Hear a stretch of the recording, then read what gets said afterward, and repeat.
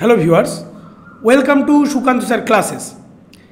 আজকের স্ট্যাটিক জিকের স্পেশাল ভিডিওতে তোমাদের জন্য রয়েছে ভারতবর্ষের বিভিন্ন শহরের উপনাম, অর্থাৎ কোনো শহরের আরও বিভিন্ন রকম নাম রয়েছে। যেমন কলকাতার নাম হচ্ছে সুন্দরনগরী বলা হয়, ঠিক আছে? তো এই রকম ভারতবর্ষের যে শহরগুলোর উপনাম রয়েছে এবং যেগুলো এক্সামের পয়েন্ট অফ ভিউ থেকে ইম্পর্টেন্ট, এরকম 40 থেকে 50টা শহরের উপনাম নিয়ে আজকের ভিডিওটি।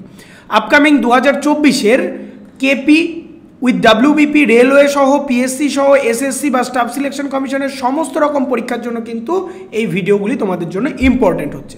আমাদের ক্লাস রুটিনগুলো একবার দেখে নাও। জিএ এর ভিডিও পাচ্ছ রোজ সকাল 7টায়। এক দিন এক এক রকম history, geography, polity, economics, static GK, এইভাবে 7 দিনে 7 রকম কিন্তু তোমরা পেয়ে যাচ্ছ জিকের ভিডিও বা জেনারেল অ্যাওয়ারনেসের ভিডিও। ইংলিশের স্পেশাল ভিডিও থাকছে সন্ধ্যে 7টায়, সায়েন্সের জন্য স্পেশাল থাকছে রেলওয়ে স্পেশাল, এটা রাত 8টায়, এবং ম্যাথামেটিক্স, রিজনিং সহ ডাউট ক্লিয়ারিং সেকশন সম্পূর্ণটা লাইভ আকারে থাকছে রাত 10টা থেকে, ঠিক আছে? সব বিষয়গুলো কিন্তু বাইলিঙ্গুয়াল হচ্ছে, অর্থাৎ বাংলা এবং ইংরেজি একসঙ্গে হচ্ছে। তো চলে আসো ভারতবর্ষের বিভিন্ন শহরের উপনাম। আর এখনও পর্যন্ত যারা আমাদের টেলিগ্রাম চ্যানেলের সঙ্গে জয়েন হওনি, অবশ্যই নিচে ডেসক্রিপশন থেকে টেলিগ্রামের সঙ্গে জয়েন হয়ে যাও, ঠিক আছে? সমস্ত ভিডিওগুলো ওখানে দিয়ে দিই। তো চলো, সবার প্রথম আমরা দেখে নিই মুম্বাই শহরকে বলা হয় ভারতবর্ষের প্রবেশদ্বার, ঠিক আছে? মুম্বাই শহরকে বলা হয় ভারতবর্ষের প্রবেশদ্বার। ভারতের হলিউড মুম্বাইকে বলা হয়, ভারতের মূলধনের রাজধানী বলা হয়, স্বপ্নের শহর বলা হয়, ভারতের ভেনিস বলা হয়, ভারতের কটন পলিশও বলা হয়ে থাকে এই মুম্বাই শহরকে, ঠিক আছে? তো পরীক্ষার প্রশ্ন কীরকম আসে, ভারতের কটন পলিশ কাকে বলা হয় বলে 4টে রকম অপশান তোমাকে দিয়ে দিল, ঠিক আছে? চলে আসো অপশান নাম্বার, আমাদের আজকের টপিকের মধ্যে 2 নাম্বার, ব্যাঙ্গালোরকে কি বলা হয়? ভারতবর্ষের উদ্যান নগরী বলা হয়, মহাকাশের শহর বলা হয়, ইলেকট্রনিক্স এর শহর বলা হয়। এগুলো কিন্তু ব্যাঙ্গালোরকে বলা হয়ে থাকে, ঠিক আছে? এরপরে দেখো সিলিকন ভ্যালি কাকে বলা হয়? মাদুরাইকে সিলিকন ভ্যালি বলা হয়। দক্ষিণ ভারতের কাশিওকে বলা হয়ে থাকে উৎসবের শহর বলা হয়ে থাকে, প্রাচ্যের এথেন্সও বলা হয়ে থাকে মাদুরাইকে, ঠিক আছে? উদয়পুরকে রাজস্থানের কাশ্মীর বলা হয়, ঠিক আছে? উদয়পুর শহরকে রাজস্থানের কাশ্মীর, খুব সুন্দর একটা নাম। হ্রদের শহরও বলা হয়ে থাকে, ভারতের শ্বেত শহরও বলা হয়ে থাকে বা সাদা শহর বলা হয়ে থাকে।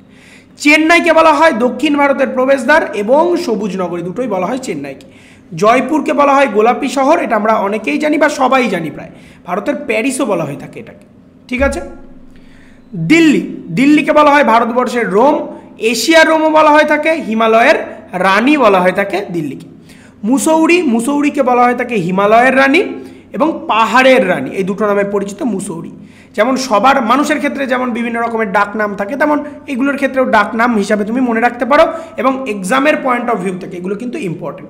এসএসসি বলো, রেলওয়ে বলো, ঠিক আছে, পুলিশ বলো, পুলিশের কেপি, ডাব্লিউবিপি যাই বলো না কেন, সমস্ত রকম পরীক্ষায় কিন্তু এই ধরনের একটা বা দুটো করে কোয়েশ্চেন তোমরা পাচ্ছ, ঠিক আছে? যেগুলো আমরা এই ভিডিওতে আলোচনা করছি। কলকাতাকে বলা হয় প্রসাদ নগরী বলা হয়, সিটি অফ জয় বা আনন্দ নগরী। সিটি অফ জয়ের বাংলা নাম হচ্ছে আনন্দ নগরী বলা হয়ে থাকে, ঠিক আছে? লখনৌকে বলা হয়ে থাকে বাবের শহর, ভারতের সঙ্গীতের শহরও বলা হয়ে থাকে লখনৌকে। জামশেদপুরকে কি বলা হয়?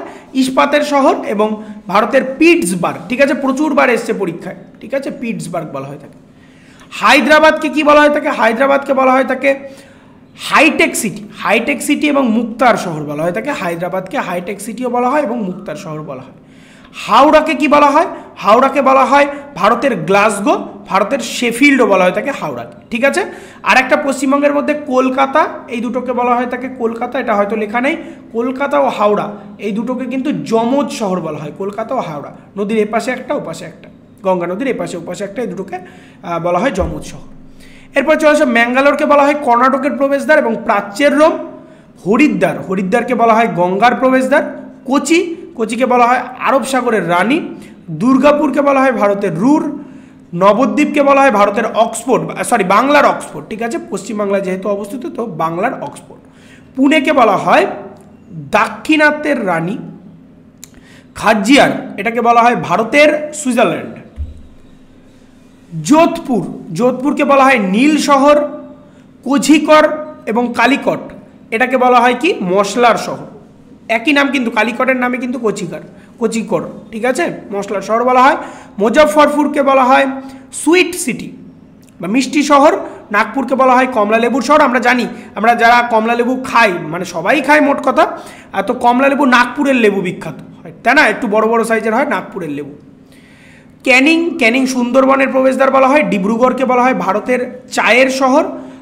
আহমেদাবাদ এটাকে বলা হয় ভারতের ম্যানচেস্টার। এরপর দেখো কোয়েম্বাটুরকে বলা হয় দক্ষিণ ভারতের ম্যানচেস্টার। কানপুরকে বলা হয় উত্তর ভারতের ম্যানচেস্টার। শিলিগুড়িকে কি বলা হয় উত্তর পূর্ব ভারতের প্রবেশদ্বার হচ্ছে শিলিগুড়ি।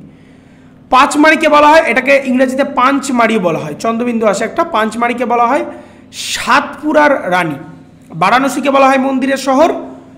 পূর্ব বর্ধমান এটাকে বলা হয় পশ্চিমবঙ্গের ধানের গোলা, ঠিক আছে, পশ্চিমবঙ্গের ধানের গোলা পূর্ব বর্ধমানকে বলা হয়।